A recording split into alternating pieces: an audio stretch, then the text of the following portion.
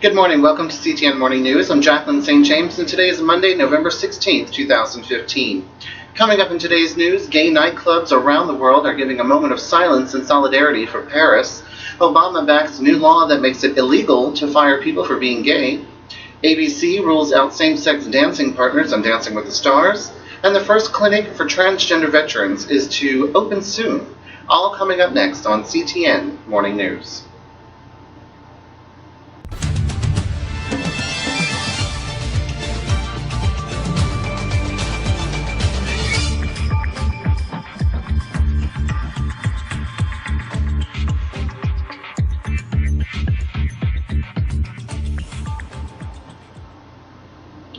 In world news, some of the UK's biggest gay venues will stop the music for a minute of silence tonight, in solidarity with victims in Paris.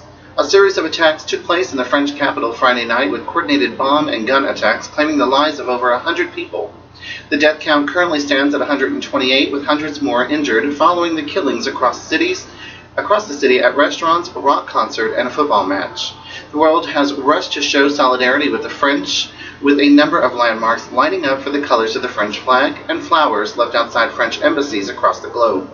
In a display of solidarity, a number of clubs and bars will cut the music this evening for a minute of silence.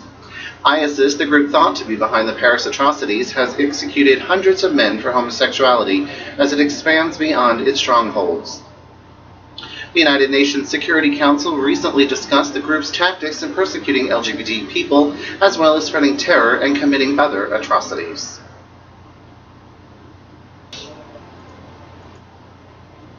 In U.S. news, President Obama has finally thrown his weight around a proposed anti-discrimination law that could finally protect LGBT workers in all 50 states. Though same-sex marriage is now legal across all 50 U.S. states, currently anti-discrimination protection is currently a patchwork of state laws, meaning that you can still legally be fired for being LGBT in 28 states. Obama has previously signed an executive order outlawing discrimination, but this only extends to a federal contractor. However, he has now thrown his weight behind a proposed LGBT anti-discrimination law in Congress. This would implement protections for all workers across all 50 states. The president had declined to openly back the Equality Act last month, but this week vowed to support the law, which already has backing from most Democratic lawmakers.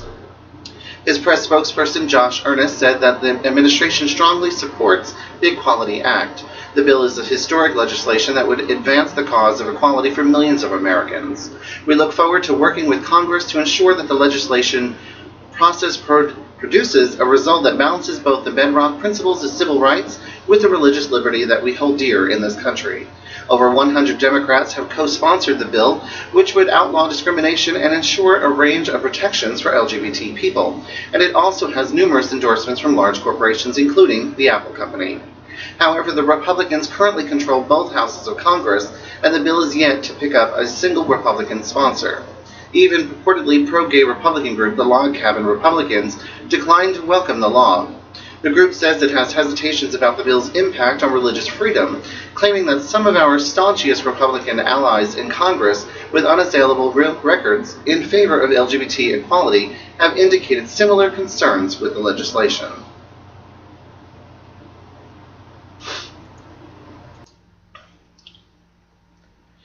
In entertainment news, the idea of two men dancing together is too much for ABC, which has said no to a performance on Dancing with the Stars.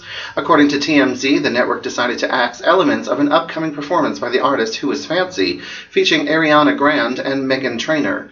The performance of the song Boys Like You, which is about two men falling in love, was to feature two men ballroom dancing.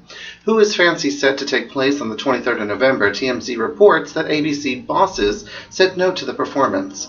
According to the site, the choreographer Who Is Fancy emailed ABC to say it would be an awesome look to have two males dancing with each other. A Dancing with the Stars producer responded with apologies, all but this is a definite no from the network.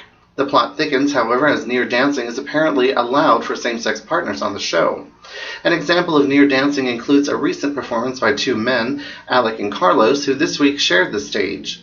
ABC has not responded to the TMZ report, but according to the site, a source said creative conversations are ongoing about the dance number.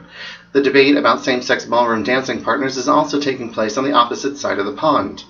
However, not everybody agrees. Former Strictly dancer James Jordan caused controversy by saying that having a same-sex couple dancing on the show would be wrong because they would lose so many viewers.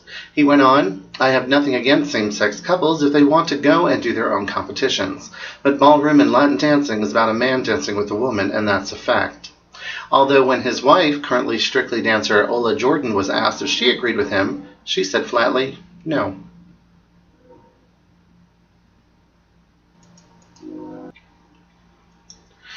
In trans news, the Department for Veterans Affairs has opened a clinic for transgender veterans, a first for the U.S.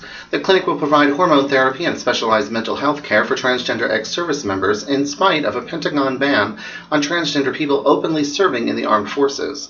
According to a report from Palm Center and Independent Research Institute, there is an estimated 15,500 actively serving transgender armed forces personnel and an estimated 134,000 veterans in the U.S. Dr. Megan McNamara heads the new clinic, which is based in the Lewis Stokes Veterans Affairs Medical Center in Cleveland. Dr. McNamara told Cleveland.com that there was a desperate need for transgender clinics for veterans.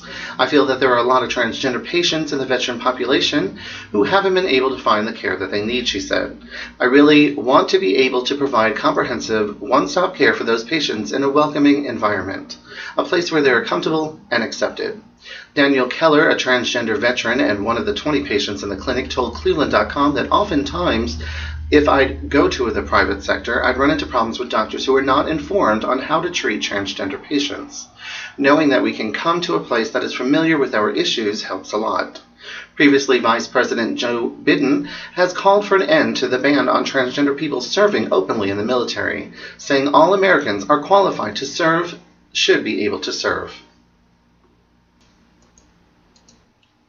Well, I do hope you enjoyed today's show. For CTN Morning News, I'm Jaclyn St James. Have a great week.